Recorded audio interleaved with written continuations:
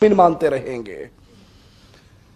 تبلیغی جماعت کے بہت بڑے عالم مولانا طارق جمیل، ان کی ایک ویڈیو دیکھنے کا اتفاق ہوا، ان کی ایک تقریر سننے کا اتفاق ہوا، میرے پاس موجود ہے، آپ بھی دیکھیے، ہم نے تو دیکھی اور روئے، آپ بھی دیکھو اور سنیت کی غیرت کے مر جانے پر کرو، آپ بھی دیکھو اور اپنے دل سے اصحاب محمد کی محبت کو نہ مٹاؤ، کہ جس کے دل میں محمد کے صحابہ کی محبت نہیں رہتی وہاں پر ایمان بھی نہیں رہتا۔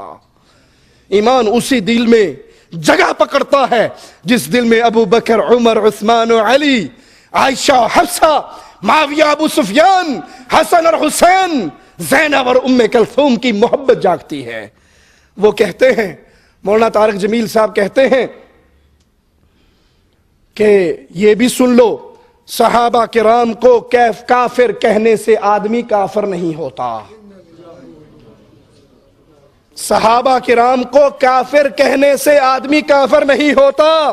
یہ میں نے اپنے اکابر کے فتاوی میں کہیں پڑھا ہے، ایک آدمی کہتا ہے کہ تمام صحابہ کافر تھے، اس پر اس کے کفر کا فتویٰ نہیں آئے گا، تکفیر صحابہ کے قائل کو کافر نہیں کہا جا سکتا۔ یہ بھی سن لو کہ تک صحابہ کو کافر کہنے سے آدمی کافر نہیں ہوتا، یہ اپنے ہی اکابر کے فتاوی میں نے پڑھا ہے۔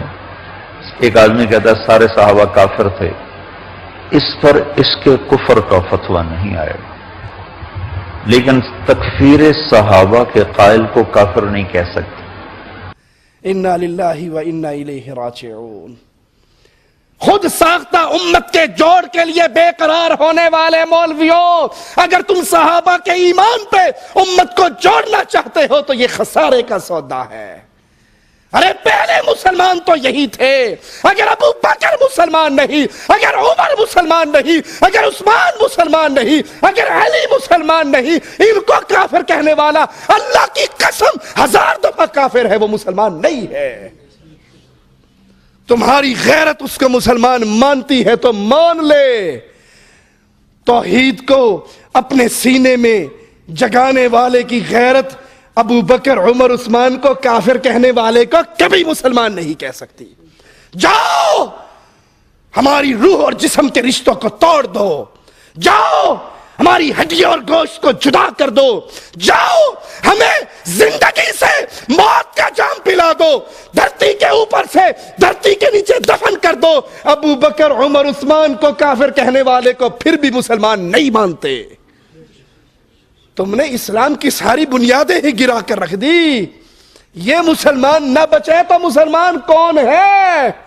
ارے اگر ابو بکر نہ ہوتے، عمر نہ ہوتے، عثمان نہ ہوتے، تم بر صغیر والوں ہندوؤں کے مندروں میں ٹل کھڑکا رہے ہوتے، بتوں کے سامنے سجدہ ریز ہوتے۔ عثمان رضی اللہ عنہ وارضاہ، ذی النورین عثمان، بلوچستان کے ساحل پہ اپنے دور خلافت میں فوجیں نہ اتارتے، برصغیر میں ایمان نصیب نہ ہوتا۔ معاویہ رضی اللہ عنہ وارضاہ بحری پہلا بیڑا بنا کر قسطنطنیہ کو فتح نہ کرتے، اسلام کیسے پھیلتا؟ جنہوں نے اسلام کو پھیلایا تم نے انہی کے ایمان کے انکار کرنے والے کو ایمان کا سرٹیفکیٹ دے دیا۔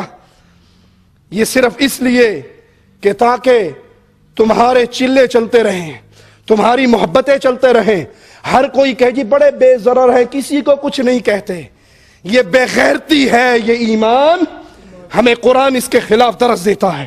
جذبات میں نہیں کہہ رہا ہوں، اپنے پاس سے نہیں کہہ رہا ہوں، آؤ محمد کریم پہ نازل ہونے والا رب کا کلام سناؤں۔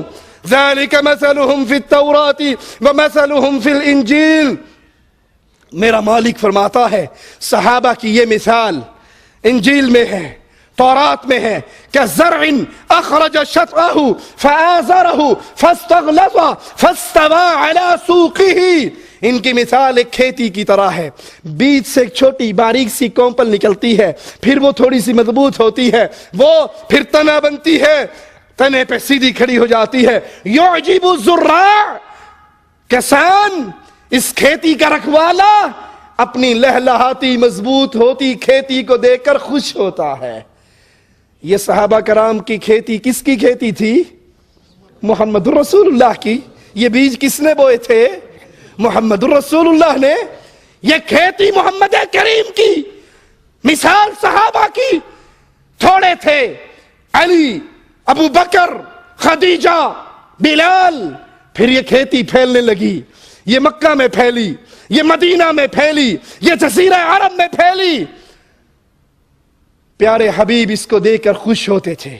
اگلا جملہ سنیے اور ان دیوس مولویوں کو سنائیے جو صحابہ کے دشمنوں کو، ان کو کافر کہنے والوں کو مومن مانتے ہیں۔ لِيَغِيظَ بِهِمُ الْكُفَّارِ، صحابہ سے نفرت کافر کرتا ہے۔ اس کھیتی کو دیکھ کر کس کو غصہ آتا ہے؟ غیظ و غضب میں کون تڑپتا ہے؟ محمد کریم کی بڑھتی ہوئی کھیتی کو کون برداشت نہیں کر سکتا؟ جو ان صحابہ سے نفرت کرے، بغض کرے، ان کے سینوں میں آگ جلے۔ ابو بکر، عمر، عثمان کا نام سن کے قرآن اس کو کافر ہونے کا سرٹیفکیٹ دیتا ہے۔ مولوی صاحب تم جتنا مرضی اسے مسلمان کہہ لو، قرآن مسلمان نہیں مانتا۔ قرآن حکیم کی یہی آیت، قرآن حکیم کی یہی آیت بیان کر کے امام مالک رحمہ اللہ فرماتے ہیں کہ صحابہ کرام سے نفرت کرنے والا، بغض رکھنے والا کافر ہے، مسلمان نہیں۔